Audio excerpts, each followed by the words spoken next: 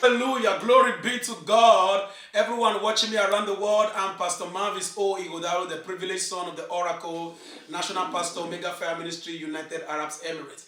I want to use this opportunity to celebrate my father, my mentor, my teacher, my life coach. Someone who has been a blessing to my life and blessing to millions of people around the world.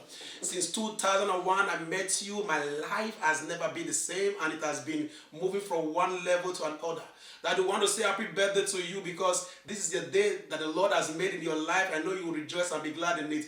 We want to join the host of angels and millions of people around the world to say happy birthday to you on behalf of my wife and the team of Pastor and Omega Fire Ministry Children Worldwide and UAE. We want to say, Daddy, happy birthday. We love you. May God continue to keep you. May God continue to guide you. You will live long for you to eat the fruit of your labor. Happy birthday, Daddy. God bless you.